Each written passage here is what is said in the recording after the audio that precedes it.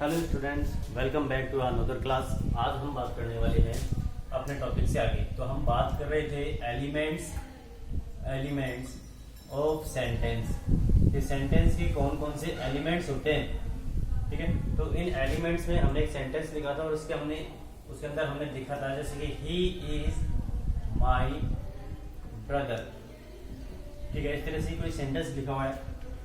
तो इसमें हमने देखा सबसे पहला एलिमेंट क्या है, सब्जेक्ट। सेकंड क्या है, हेल्पिंग वर्ब।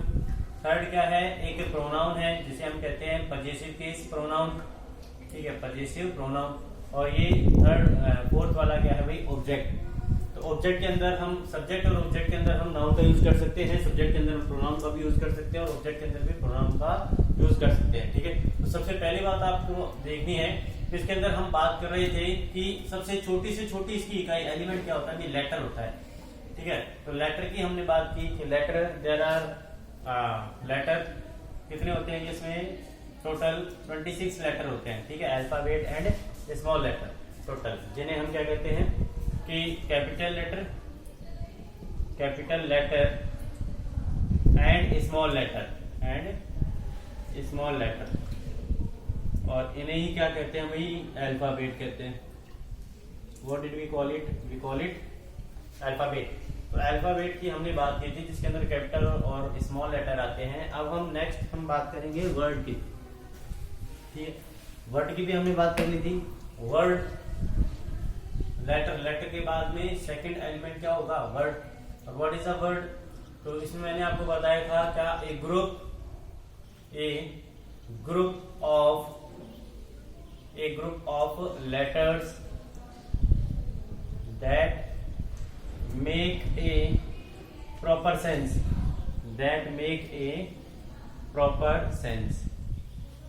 called word। मैंने आपको ये बताया था कि a group of letters that make a proper sense called word, कि शब्दों का वह समूह जो कि कोई प्रॉपर अर्थ दे, जो कोई प्रॉपर अर्थ प्रदान करे, उसे हम क्या कहते हैं, वर्ड कहते हैं, ठीक है। अब नेक्स्ट हम बात करेंगे वर्ड से बड़ी इकाई क्या है जब हम वर्ड्स बनाएंगे। जैसे देखो मैं यहाँ पे एग्जांपल लिखता हूँ, जैसे मैंने लिखा हुआ है TAE, तो इसका कुछ अर्थ नहीं होता है, लेकिन अगर हम इसे क्रम से लगाएं, क्या EAT, तो ईट मीन्स क्या होगा, खाना। और एक दूसरा वर्ड भी बन सकता है इसे क्या, TEA, और टी मीन्स क्या होता है, चाय, ठीक है। तो ये है word, group of letter that make a proper sense, ठीक है। इसे हम वर्ड नहीं कह सकते क्योंकि इसका तो कोई अर्थ नहीं निकल रहा है, ठीक है। तो नेक्स्ट इसके बाद में हम बात करेंगे सेंटेंस की। सेंटेंस क्या होता है, वर्ड के बाद में क्या आ जाएगा, sentence. So look here attentively कि अब सेंटेंस किसे कहते हैं। देखो वर्ड तो हमने बना लिए हैं, ठीक है। जैसे एग्जांपल मैं इसके अंदर यहाँ लिख देता हूँ कि टी, और मैं जैसे यहाँ पे लिख देता हूँ बॉय, ठीक है। और मैंने यहाँ पे लिख दिया जैसे गर्ल, और जैसे मैं लिख देता हूँ यहाँ पे मैन, ATC। तो ये सारे एग्जांपल है किसके, वर्ड के। अब देखो सेंटेंस किसे कहते हैं, तो जो वर्ड होता है वो लेटर के ग्रुप से मिलकर बना होता है, और जो सेंटेंस होता है वो वर्ड के ग्रुप से मिलकर बना होता है, ठीक है। तो इसमें हम लिखेंगे कि एक group of words in a proper sequence that make a proper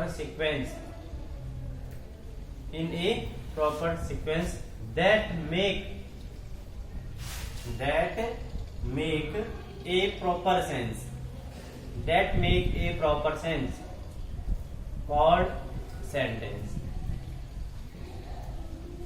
अर्थात शब्दों का वह समूह जो किसी प्रॉपर सीक्वेंस में लिखा हो, ठीक है। शब्दों का ग्रुप तो होता ही है। जैसे मैं यहाँ पे लिख दूं फॉर एग्जांपल, जैसे कि इज रवि ब्रदर और माई। तो यहाँ पे अब जो मैंने सेंटेंस ये लिखा हुआ है, ये ग्रुप का देखो क्या है, एक ग्रुप ऑफ वर्ड्स तो है, यहाँ पे भी वर्ड है, यहाँ पे भी है, ये भी वर्ड है, ये भी वर्ड है, लेकिन ग्रुप ऑफ वर्ड के अलावा एक प्रॉपर सीक्वेंस में भी ये लिखा हुआ होना चाहिए।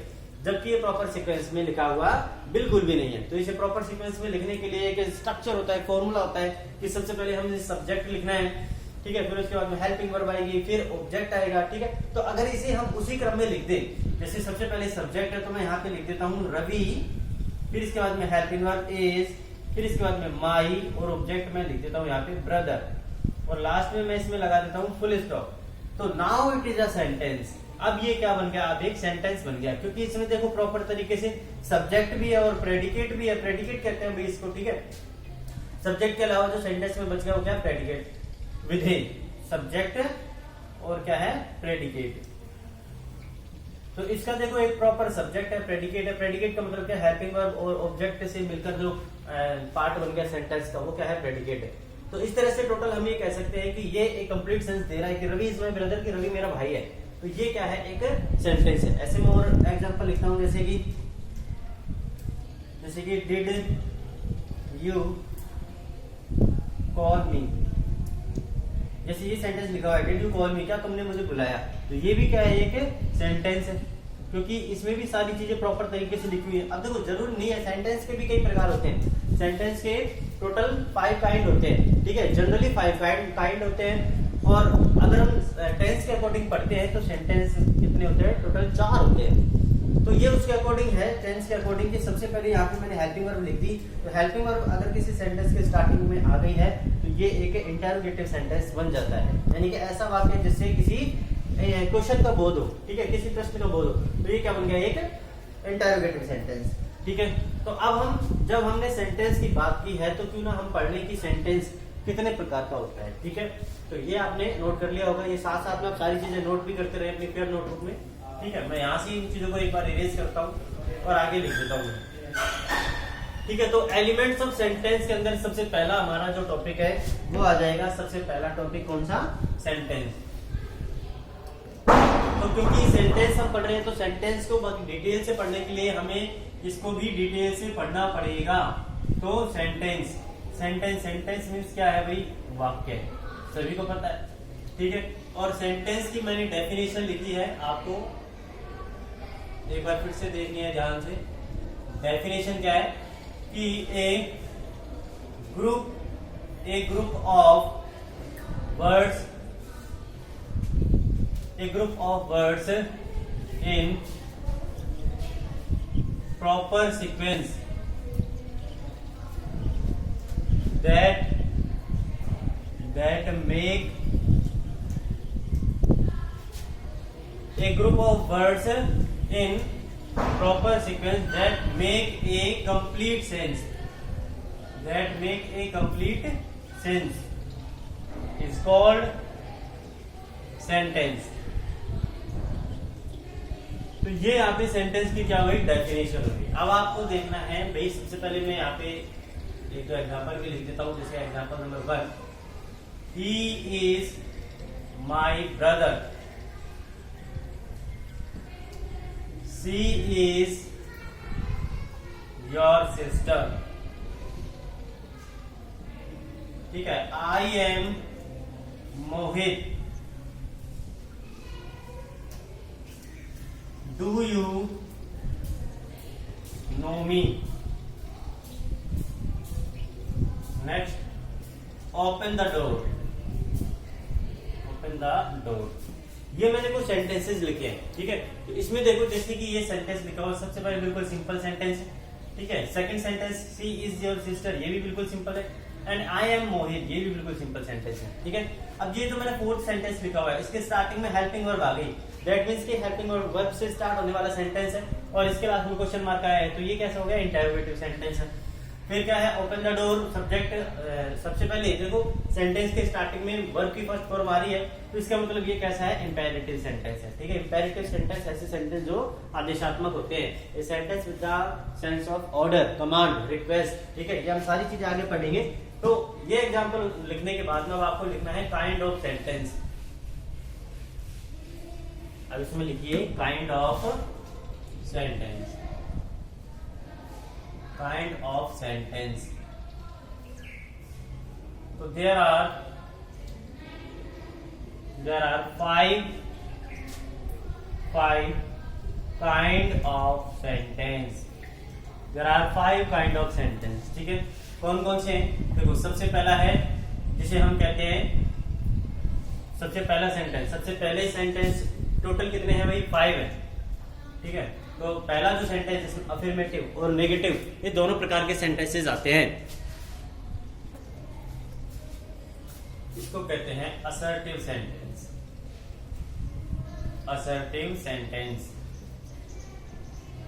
सेकंड है इंटेरोगेटिव सेंटेंस, इंटेरोगेटिव सेंटेंस, ठीक है। थर्ड सेंटेंस है imperative sentence, imperative sentence. And fourth is operative sentence, operative sentence.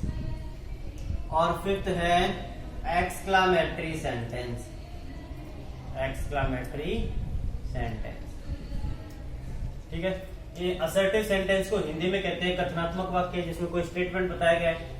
Interrogative sentence को हिंदी में कहते हैं प्रश्नवाचक वाक्य जिसमें किसी तरह का कोई भी क्वेश्चन पुट अप किया गया है। इंपेरेटिव सेंटेंस को कहते हैं आदेशात्मक वाक्य, ऐसा वाक्य जिसमें किसी तरह का कोई ऑर्डर या कमांड दी गई है। ऑपरेटिव सेंटेंस होता है इच्छा सूचक वाक्य जिसमें किसी तरह की कोई भी इच्छा व्यक्त की गई है। और एक्सक्लामेटरी सेंटेंस हम कहते हैं विस्मयादि बोधक वाक्य है, अर्थात किसी तरह की किसी भी आश्चर्य सरप्राइज को इंडिकेट करने वाला सेंटेंस, ठीक है। तो ये 5 सेंटेंसेस हैं। अब हम इनमें से एक एक को बड़ी डिटेल से अध्ययन करेंगे, इन्हें पढ़ेंगे, स्टडी करेंगे, ठीक है। तो जो हम करेंगे अपनी नेक्स्ट क्लास में।